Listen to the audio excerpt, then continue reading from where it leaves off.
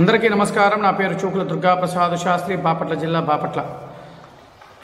వైఎస్ఆర్ కాంగ్రెస్ ప్రభుత్వం పర్యాటక శాఖ మంత్రి అయినటువంటి శ్రీమతి రోజా గారు తన ట్విట్టర్లో ఏం పోస్ట్ చేశారో చూద్దాం. ఆ ట్విట్టర్కి సంబంధించిన కాగితం ఇది.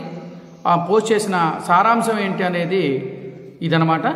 ఒక్కసారి దీన్ని కూడా మీకు నేను ఈ వీడియోలో నేను పెడతాను. ఒకసారి చూసిన తర్వాత మనం దాని విశ్లేషణ చేద్దాం.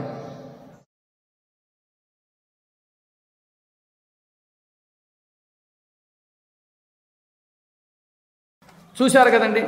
దీంట్లో ప్రధానంగా రోజా గారు ఏం చేశారంటే దీంట్లో రాసిన ఆ యొక్క మీనింగ్స్ చూడండి ఎలా మాట్లాడింది.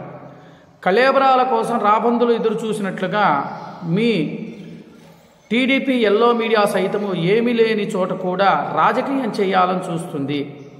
కాకినాడలో ఇద్దరు మిత్రుల మధ్య జరిగిన సంఘటన చిన్నపాటి వివాదాన్ని పార్టీకి అంటగట్టే విధంగా ఎల్లో మీడియా తెగ ఆరాట పడుతుంది. వాస్తవానికి ఆలయ అర్చకుడు సాయి, భక్తుడు సిరియాల చంద్రరావులు బాల్యమిత్రులు. గుడిలో అభిషేకం చేసే విషయంలో వాళ్ళ మధ్య స్వల్ప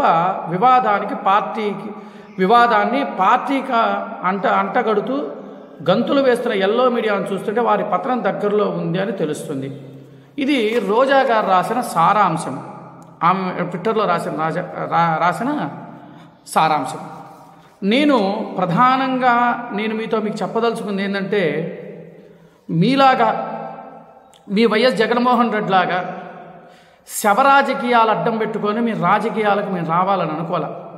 ఇంకొకటి ప్రధానంగా ఈ ఎల్లో మీడియా, ఈ పచ్చ మీడియాని మీరు బాగా మాట్లాడుతూ ఉన్నారు. అక్కడ జరిగిన సంఘటన పోనీ ఎల్లో మీడియా అంటే కొన్ని పత్రికలు అనుకుందాం. అయ్యా పత్రికా విలేకరులు మీరు తప్పుగా అనుకోవద్దు, వీళ్ళు మాట్లాడేదానికి నేను చెప్తున్నా. పోనీ కొన్ని పత్రికలు మీకు మా వైపు సపోర్ట్ చేసింది, వీళ్ళ వైపు సపోర్ట్ చేసి మాట్లాడింది అనుకోవచ్చు.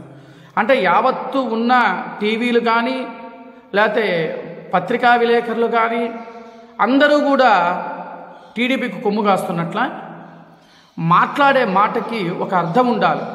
నువ్వు నీ పర్యాటక శాఖ గురించి ఏ రోజు కూడా నువ్వు మాట్లాడిన వ్యక్తివి. ఈరోజు నువ్వు వచ్చేసేసి అర్చకుల మధ్య బాల్యమిత్రులైనంత మాత్రాన గుడిలో వచ్చి కాళ్ళతో తన్నమని, నేను అధికార పార్టీకి సంబంధించిన వ్యక్తిని అని చెప్పేసేసి మరి చెప్పటం మరి అది ఎంతవరకు సమంజసము?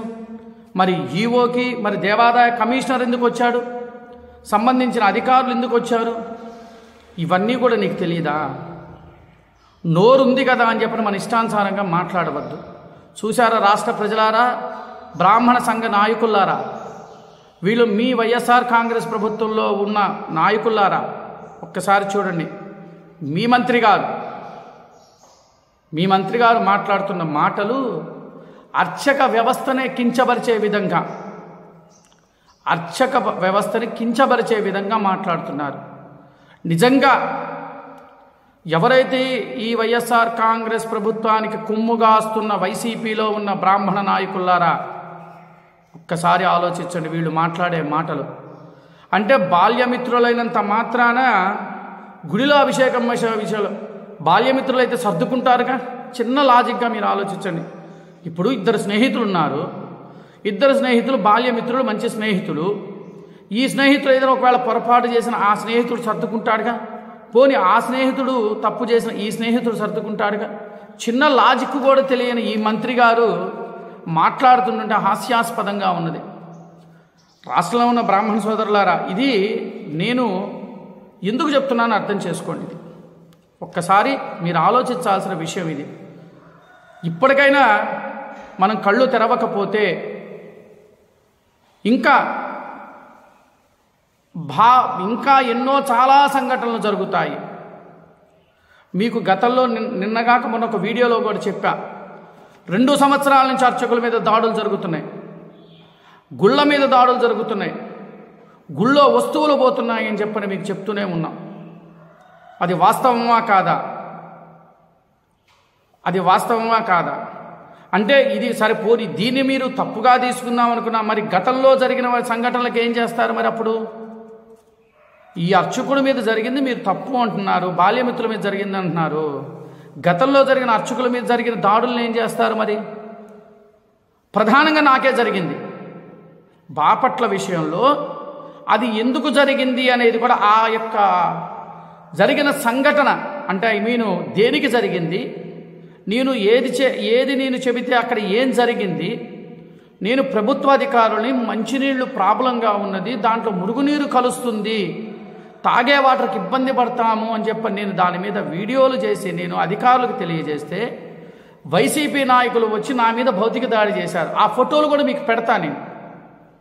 మరి దాన్ని ఏమంటారు?